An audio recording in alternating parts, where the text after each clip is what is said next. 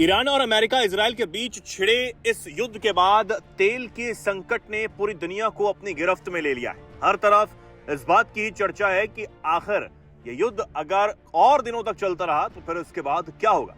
इस बीच भारत का दम दुनिया भर में देखने को मिला। बीते दिनों हॉर्मुज स्ट्रेट, जिसकी नाकाबंदी ईरान ने की हुई है, वहां से भारत के 2 जहाज सही सलामत गैस लेकर गुजरात के बंदरगाहों पर पहुंचे और अब भारत ने एक और दांव इस बीच चला है। दरअसल खबर यह है कि दक्षिण चीन सागर में एक रूसी तेल से लदा टैंकर अचानक से मुड़ गया।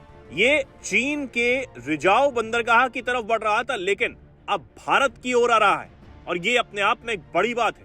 भारत ने मौजूदा स्थिति में रूस से तेल आयात बढ़ाने का फैसला किया और ये बदलाव ईरान में चल रही जंग की वजह से मध्य पूर्व से तेल सप्लाई रुकने के बाद भारत की जरूरतों को पूरा करने के लिए है।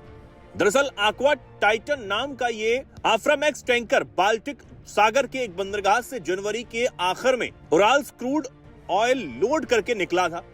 शुरू में इसका डेस्टिनेशन चीन का रुआजो पोर्ट था, लेकिन मार्च के मिड में दक्षिण पूर्व एशियाई पानी में पहुंचते ही इसने तुरंत यूटर्न लिया और अब ये 21 मार्च को न्यू मंगलोर बंदरगाह पहुंचने वाला है। शिपिंग ट्रैक डेटा के मुताबिक अमेरिका ने भारत को रूसी तेल की खरीदारी अस्थायी रूप से बढ़ाने की छूट दी। ठीक उसी के कुछ दिन बाद ये बदलाव हुआ।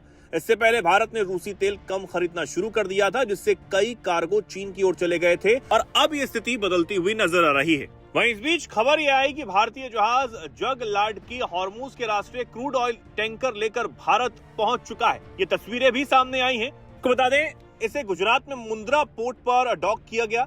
तेल के ये टैंकर यूएई से मंगवाए गए हैं। इसमें लगभग 80,886 मीट्रिक टन क्रूड ऑयल है, जिसे फुजेरा पोर्ट पर लोड किया गया।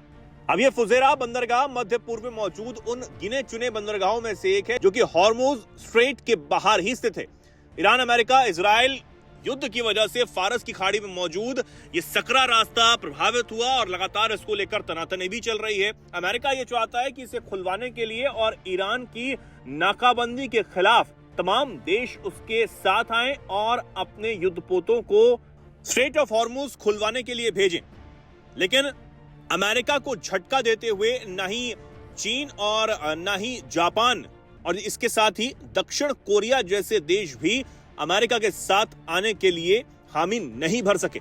लेकिन ये जहाज लगातार भारत की तरफ आ रहे हैं और इस बीच जो ये खबर सामने आई कि चीन की तरफ बढ़ता हुआ ये जो जहाज है एक्वा टाइटन, ये रूसी जहाज भारत की तरफ आ रहा है और ये भी भारत का बड़ा दांव है।